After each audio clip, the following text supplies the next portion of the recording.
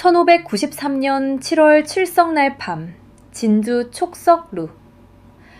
달은 밝았고 남강물이 은빛으로 반짝였습니다. 촉석루 2층에서는 일본군 장수들이 모여 진주성 전투의 연회가 한창이었습니다. 웃음소리가 터져나왔고 술잔이 부딪히는 소리가 울렸습니다. 그 가운데 한 여인이 있었습니다. 나이는 22살. 아름다운 기생이었습니다. 이름은 논개. 그녀는 조용히 술을 따르고 있었고 외장들에게 미소를 지으며 시중을 들었습니다. 게야모토 기요마사의 한 부하장수가 논개의 미모에 반하여 손을 잡았습니다. 논개는 거부하지 않고 오히려 부드럽게 미소 지으며 손을 맞잡았습니다. 달빛이 두 사람의 손을 비췄습니다. 그 순간 외장은 이상한 것을 발견했습니다. 논개의 손가락에 보통 반지가 아닌 날카로운 칼날이 달린 반지였습니다. 10개의 손가락 모두에 끼워져 있었습니다. 외장이 놀라 논개를 바라봤을 때 논개는 재빨리 외장의 옷깃을 잡았고 그녀의 칼반지가 옷에 깊이 박혔습니다. 그리고 촉석루 난간으로 걸어갔습니다. 외장이 외쳤지만 이미 늦었습니다. 논개가 외장을 온 힘을 다해 껴안았습니다. 칼반지가 외장의 옷에 깊이 박혀 떨어지지 않았습니다. 그리고 남강 물속으로 뛰어내렸습니다. 연회장이 순식간에 아수라장이 되었고 외장들이 난간으로 달려가 아래를 쳐다보았으나 어두운 강물 위에 물결만 일렁일 뿐 두 사람의 모습은 보이지 않았습니다. 촉석루에서 강까지는 약 50m가 넘는 높은 높이였습니다. 외장들은 급히 부하들을 보내 시신을 찾았지만 찾을 수 없었습니다. 다음 날 아침이 되어서야 시신 하나가 떠올랐습니다. 외장의 시신이었습니다. 하지만 논개의 시신은 끝내 발견되지 않았습니다. 그녀는 강물 속으로 사라져 버렸습니다. 22살 기생 논개. 그녀는 왜 이런 선택을 한 걸까요? 왜 자신의 목숨을 버리면서까지 외장을 끌어안고 강물로 뛰어든 걸까요? 그 이야기는 2달 전으로 거슬러 올라갑니다. 1593년 5월 제1차 진주성 전투가 벌어진 그날로. 그날 논개는 사랑하는 사람을 잃었습니다. 그리고 그날 이후 논개는 단 하나의 목표만을 위해 살았습니다. 복수. 오늘 우리는 그 이야기를 들려드리겠습니다. 22살의 죽음을 선택한 한 여인의 이야기, 사랑과 복수, 그리고 희생의 이야기. 촉석루 바위에는 지금도 손자국이 남아있다고 합니다. 논개가 마지막 순간 바위를 붙잡았던 흔적이라고. 그것은 진실일까요? 아니면 전설일까요? 오늘 우리는 그 진실을 찾아가 보겠습니다. 1572년 장수연 임내면 한 여자아이가 태어났습니다. 이름은 주논개 혹은 그냥 논개라 불렸습니다. 아버지는 주달문, 양반 신분이었지만 가난했습니다. 논개는 어려서부터 아름다웠다고 합니다. 맑은 눈동자, 하얀 피부, 그리고 우아한 몸가짐. 마을 사람들이 모두 감탄했습니다. 하지만 집안이 가난했습니다. 아버지는 벼슬도 없고 땅도 없었습니다. 논개가 15살이 되던 해 집안에 불행이 찾아왔습니다. 아버지가 병으로 세상을 떠난 것입니다. 갑자기 논개는 의지할 곳이 없어졌습니다. 그때 한 관기 기생이 논개를 거둬줬습니다. 그리고 논개를 기생으로 키웠습니다. 논개는 노래와 춤, 거문고와 시를 배웠습니다. 배우는 것마다 금방 익혔습니다. 18살이 되었을 때 논개는 장수연에서 가장 아름다운 기생이 되어 있었습니다. 그런데 1590년 논개의 인생이 바뀌는 일이 일어났습니다. 한 장군을 만난 것입니다. 그의 이름은 최경회, 진주 판관이었습니다. 최경회는 우연히 장수연을 지나다가 논개를 보게 되었고 두 사람은 사랑에 빠졌습니다. 하지만 쉬운 사랑은 아니었습니다. 최경애는 양반이었고 논개는 기생이라 신분이 달랐습니다. 게다가 최경애에게는 이미 아내가 있었습니다. 하지만 두 사람의 사랑을 막을 수는 없었습니다. 최경애는 논개를 첩으로 맞아들였습니다. 논개는 진주로 가서 최경애와 함께 살게 되었습니다. 행복한 시간이었습니다. 최경애는 논개를 소중히 여겼습니다. 시간이 날 때마다 함께 시를 짓고 검은 고를 타며 남강을 거닐었습니다. 논개도 행복했습니다. 생전 처음으로 진정한 사랑을 느꼈습니다. 두 사람은 자주 촉성로에 올랐습니다. 남강이 내려다 보이는 그곳에서 술을 마시고 시를 읊었습니다. 논개는 그때를 평생 잊지 못했습니다. 촉성로에서 바라본 남강의 아름다움, 최경애의 따뜻한 미소, 두 사람만의 시간. 하지만 그 행복은 오래가지 않았습니다. 1592년 4월, 임진왜란이 일어난 것입니다. 일본이 조선을 침략했습니다. 두산에 상륙한 왜군은 빠르게 북상했습니다. 전국이 전쟁터가 되었습니다. 최경애는 진주 판관으로서 진주를 지켜야 했습니다. 군사를 모으고 훈련시켰습니다. 논개는 불안했습니다. 전쟁은 무섭고 위험한 것이었습니다. 밤마다 최경애를 꼭 껴안으며 말했습니다. 제발 무사하세요. 꼭 살아 돌아오세요.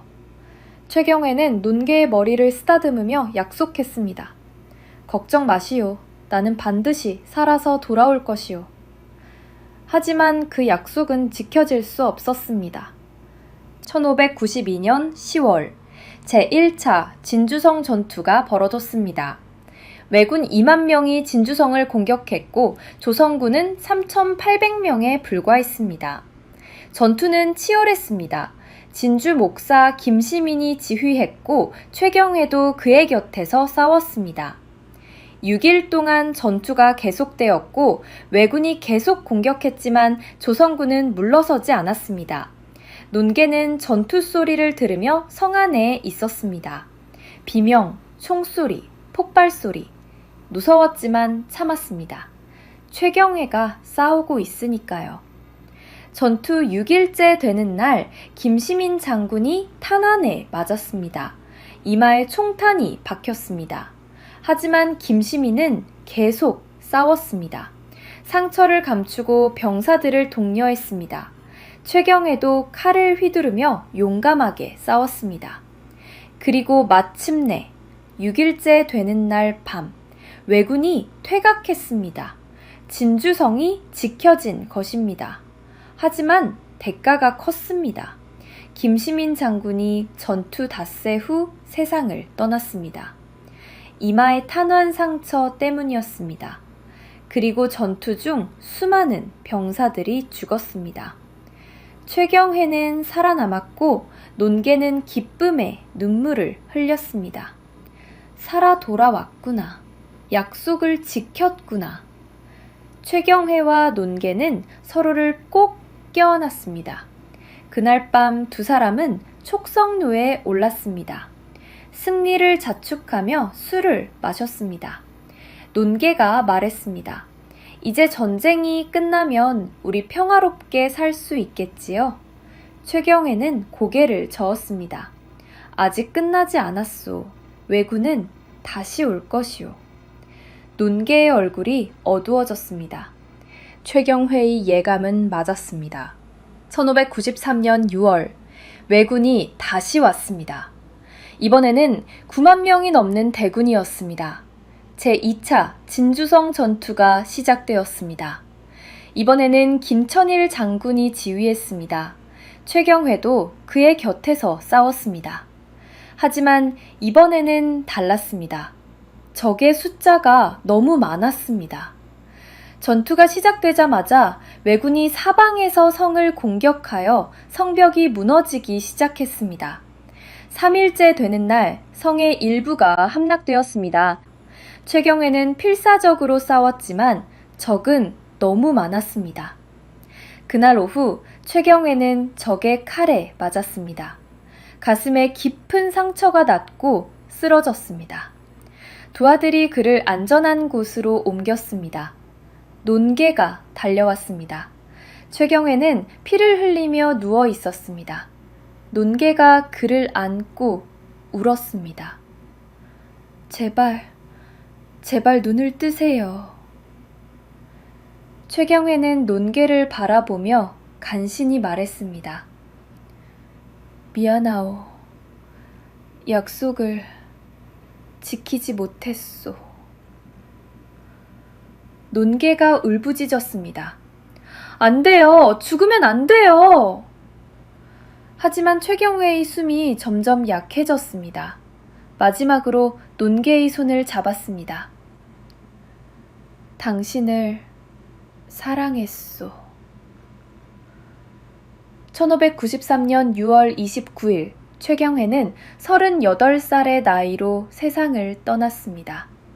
논개는 그의 시신을 안고 하염없이 울었습니다. 그날 밤 진주성이 완전히 함락되었습니다. 왜군이 성 안으로 쏟아져 들어왔습니다. 그날 죽은 사람의 수는 7만 명이 넘었다고 합니다. 군사뿐 아니라 백성들까지 모두 학살당했습니다. 김천일 장군을 비롯한 조선 장수들은 남강의 투신에 자결했습니다. 왜군에게 항복하느니 죽음을 선택한 것입니다. 수많은 여인들도 성벽에서 뛰어내렸습니다.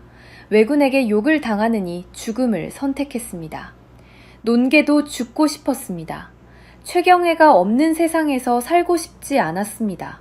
하지만 죽지 않았습니다. 왜냐하면 마음속에 한 가지 목표가 생겼기 때문입니다. 복수. 최경회를 죽인 왜군에게 복수하겠다고 결심한 것입니다. 그날 이후 논개는 달라졌습니다. 더 이상 슬퍼하지 않았습니다. 더 이상 울지 않았습니다. 차갑고 냉정해졌습니다. 단 하나의 목표만을 위해 살았습니다. 복수. 진주성이 함락된 후 왜군은 진주에 주둔했습니다. 축하 연회가 열렸습니다. 진주성을 함락시킨 것을 자축하는 자리였습니다. 연회에는 기생들이 동원되어 외장들의 시중을 들어야 했습니다. 논개도 그중 하나였습니다. 그녀는 조용히 외장들에게 술을 따랐고 미소를 지으며 시중을 들었습니다. 외장들은 논개의 미모에 감탄했습니다. 특히 한 외장이 논개를 집요하게 따라다녔습니다. 게야모토 기요마사의 부하 장수였습니다. 논개는 거부하지 않고 오히려 그 외장에게 친절하게 대했습니다. 외장은 완전히 논개에게 빠졌습니다. 그리고 7월 칠성 날 밤 외장은 논개를 촉성루 연회에 초대했습니다. 논개는 수락했습니다. 그날이 바로 복수의 날이 될 것이라는 것을 알고 있었습니다. 7월 칠성날 낮, 논개는 준비를 시작했습니다. 가장 화려하고 아름다운 옷을 입었고 머리를 곱게 빗고 비녀를 꽂았습니다. 그리고 마지막으로 특별한 것을 준비했습니다. 칼반지. 대장장이에게 특별히 주문해 만든 반지였습니다. 10개의 반지 모두에 날카로운 칼날이 달려 있었습니다. 논개는 10개의 손가락에 칼반지를 하나씩 끼웠습니다. 저녁이 되어 논개는 촉성루로 갔습니다. 연회장에는 이미 외장들이 많이 모여 술을 마시고 노래를 부르며 즐기고 있었습니다. 논개가 들어서자 연회장이 잠시 조용해졌습니다. 모두가 논개의 아름다움에 감탄했습니다. 논개를 초대한 외장이 다가와 손을 내밀었습니다. 논개는 미소 지으며 그의 손을 잡았습니다. 외장은 논개를 자신의 옆자리로 안내했습니다. 연회가 시작되었습니다. 논개는 조용히 외장 옆에 앉아 술을 따랐습니다. 외장과 이야기를 나눴습니다. 물론 말은 통하지 않았지만 손짓, 발짓으로 의사소통을 했습니다. 외장은 완전히 논개에게 빠져들었습니다. 시간이 흘렀었습니다. 밤이 깊어 달이 중천에 떴습니다. 논개는 일어서서 외장에게 손짓을 했습니다. 밖으로 나가자고. 외장은 기뻐하며 따라 나섰습니다. 두 사람은 촉성루 난간으로 걸어갔습니다. 남강의 달빛에 은빛으로 반짝이고 있었습니다. 논개는 난간에 기대어 강을 내려다봤습니다. 외장이 논개의 어깨에 손을 얹었습니다. 그 순간 논개가 움직였습니다. 재빨리 돌아서서 외장의 옷깃을 잡았습니다. 칼반지가 옷에 깊이 박혔습니다. 외장이 놀라 논개를 바라봤습니다. 논개는 그때 처음으로 진짜 표정을 보였습니다. 증오와 분노가 가득한 얼굴이었습니다. 논개는 외장을 끌어안았습니다. 온 힘을 다해 더 꽉 껴안았습니다. 외장이 뿌리치려 했지만 소용없었습니다. 칼반지가 옷에 박혀 떨어지지 않았습니다. 논개는 외장을 끌고 난간 쪽으로 걸어갔습니다. 외장이 외쳤습니다. 연회장의 다른 외장들이 돌아봤습니다. 하지만 이미 늦었습니다. 논개는 외장을 끌어안고 난간을 넘었습니다. 그리고 뛰어내렸습니다. 떨어지는 순간 논개는 무슨 생각을 했을까요? 최경의의 얼굴을 떠올렸을까요? 아니면 복수를 이뤘다는 만족감을 느꼈을까요? 야사에는 이런 이야기가 전해집니다. 논개가 떨어지면서 바위를 잡았다고 합니다. 칼반지 낀 손으로 바위를 꽉 움켜쥐었다고, 그래서 바위에 손자국이 남았다고 합니다. 물론 이것은 전설일 수도 있습니다. 하지만 실제로 촉성로 아래 바위에는 손자국 같은 것이 남아 있습니다. 사람들은 그것을 의암이라고 부릅니다. 의로운 바위라는 뜻입니다. 논개가 마지막으로 붙잡았던 바위라고 믿기 때문입니다. 논개와 외장이 난간 아래로 떨어지자 외장들이 달려왔습니다. 아래를 내려다봤습니다. 어두운 강물만 흘러갈 뿐이었습니다. 외장들은 부하들을 보내 시신을 찾았습니다. 다음날 아침 외장의 시신이 떠올랐습니다. 하지만 논개의 시신은 끝내 발견되지 않았습니다. 사람들은 말했습니다. 논개가 강의신이 되었다고, 남각을 지키는 수호신이 되었다고. 밤마다 촉성로에서 여인의 노랫소리가 들렸다고 합니다. 논개가 부르는 노래라고 사람들은 믿었습니다. 1593년 7월 칠성날 밤, 논개는 22살의 나이로 세상을 떠났습니다. 논개의 이야기는 조선사회에 큰 충격을 주었습니다. 한 기센이 외장을 끌어안고 강물로 뛰어내렸다는 소식은 빠르게 퍼졌습니다. 백성들은 논개를 영웅으로 여겼습니다. 양반들조차 논개를 칭송했습니다. 신분이 낮은 기생이지만 그녀의 의로움은 누구보다 높다고. 하지만 조정의 반응은 달랐습니다. 논개를 공식적으로 인정하지 않았습니다. 기생이 영웅이 될 수는 없다는 것이었습니다. 그래서 오랜 시간 동안 논개는 공식 역사에서 빠져 있었습니다. 하지만 백성들은 논개를 잊지 않았습니다. 진주 사람들은 촉성로를 찾아가 논개를 기렸습니다. 촉성로 아래 바위에 절을 올렸습니다. 그 바위를 의암이라 불렀습니다. 세월이 흘렀습니다. 임진왜란이 끝나고 200년이 지난 후 1784년 정조임금이 논개를 공식적으로 인정했습니다. 논개에게 의기라는 칭호를 내렸습니다. 의로운 기생이라는 뜻이었습니다. 그래서 사람들은 논개를 의기 논개라고 부르게 되었습니다. 1798년 진주에 의암사라는 사당이 세워졌습니다. 논개를 모신 사당이었습니다. 비록 늦었지만 논개는 마침내 공식적으로 인정받은 것입니다. 그리고 오늘날 논개는 한국 역사상 가장 유명한 여성 영웅 중 한 명이 되었습니다. 논개의 이야기는 여러 가지 의미를 갖고 있습니다. 첫째, 여성도 나라를 지킬 수 있다는 것을 보여줬습니다. 조선시대에는 여성의 역할이 제한되어 있었습니다. 전쟁은 남자들의 일이었고 여성은 그저 보호받아야 할 존재였습니다. 하지만 논개는 달랐습니다.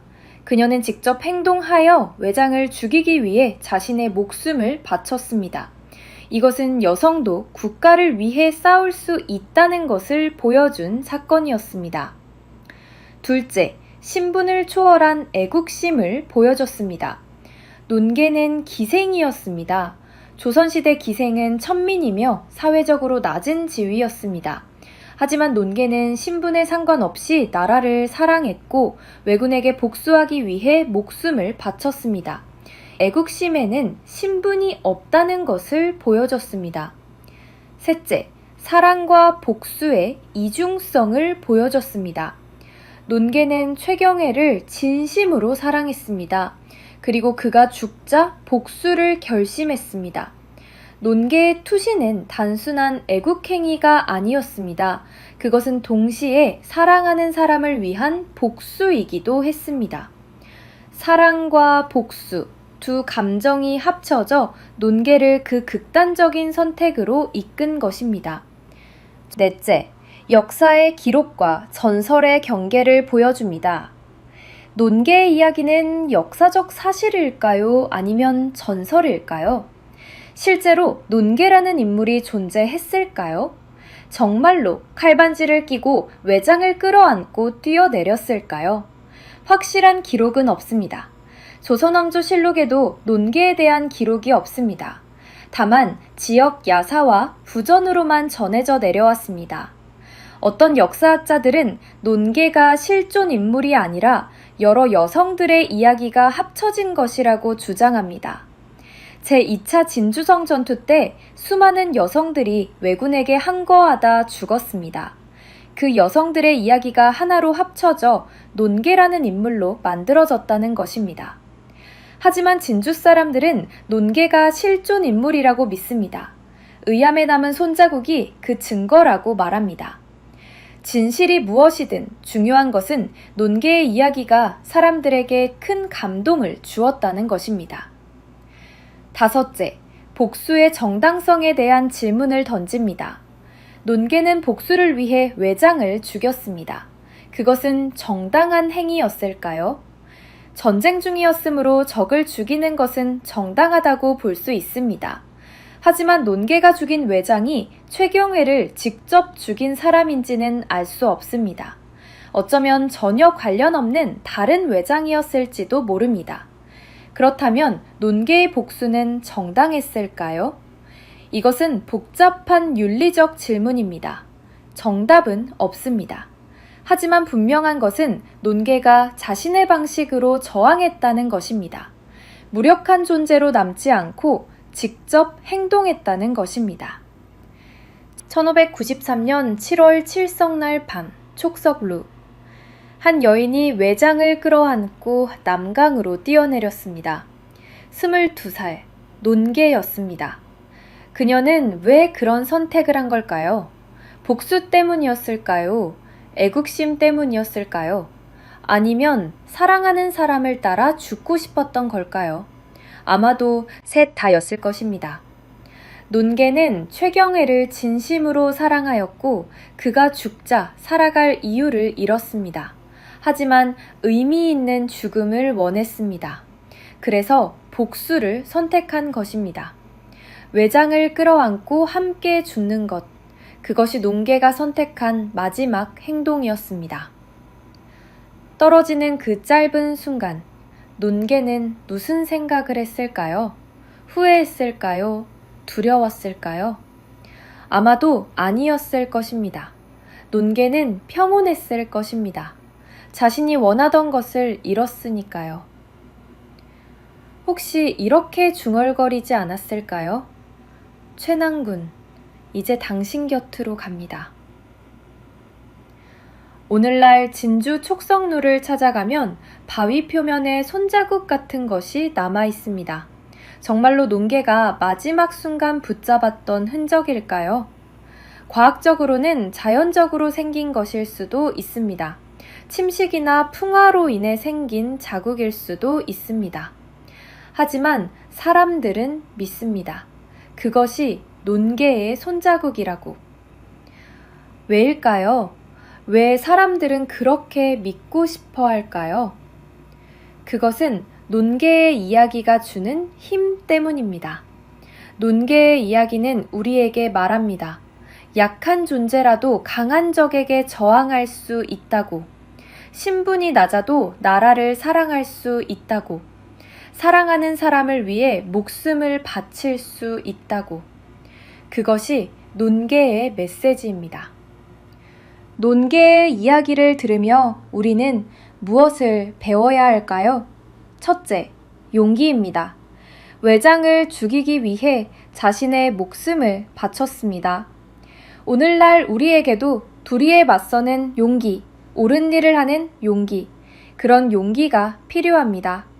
둘째, 사랑입니다. 논개는 최경회를 진심으로 사랑했습니다. 그 사랑이 그녀를 움직이게 만들었습니다. 사랑은 사람을 변화시킵니다. 평범한 사람을 영웅으로 만들기도 합니다. 셋째, 저항입니다. 논개는 무력한 존재로 남지 않았습니다. 기생이라는 낮은 신분이었지만 자신의 방식으로 저항했습니다. 오늘날에도 부당한 일에 저항하는 것은 중요합니다. 넷째, 기억입니다. 논개의 이야기는 400년이 넘도록 전해져 내려왔습니다. 우리는 역사 속의 영웅들을 기억해야 합니다. 그들의 희생을 잊어서는 안 됩니다. 논개의 시신은 발견되지 않았습니다. 하지만 사람들은 말했습니다. 밤마다 촉성로에서 노랫소리가 들린다고. 남강을 따라 걸으면 여인의 웃음소리가 들린다고. 그것은 논개라고 사람들은 믿었습니다. 논개가 죽지 않고 강의 신이 되어 남강을 지키고 있다고. 과학적으로는 말이 안 되는 이야기입니다. 하지만 전설로는 아름다운 이야기입니다. 논개는 죽지 않았습니다. 전설이 되어 영원히 살아있습니다. 오늘 이 이야기를 들으신 여러분, 기회가 되면 진주에 가보시기 바랍니다. 촉성로에 올라가 남강을 내려다보십시오. 그리고 의암을 찾아가 보십시오. 논개가 마지막으로 붙잡았다는 그 바위의 손자국을 만져보십시오. 그 순간 여러분은 느낄 것입니다. 400년 전 한 여인이 여기서 무엇을 했는지, 얼마나 큰 용기를 냈는지, 얼마나 깊이 사랑했는지. 논개, 22살에 죽었지만 영원히 살아있는 여인. 그녀의 이야기는 오늘도 계속됩니다. 촉성로에서, 의암에서, 남강에서, 그리고 우리의 마음속에서. 논개여, 당신의 사랑을, 희생을 기억하겠습니다. 편히 쉬소서. 남강의 신이 되어 영원히 그곳을 지키소서. 오늘 이야기가 여러분의 마음에 깊은 울림으로 남기를 바랍니다. 사랑의 힘을, 복수의 의미를, 그리고 한 여인의 용기를 기억하시기 바랍니다. 구독과 좋아요는 더 많은 역사 이야기를 만드는 큰 힘이 됩니다. 다음에도 흥미진진하고 감동적인 한국사 이야기로 찾아뵙겠습니다. 감사합니다.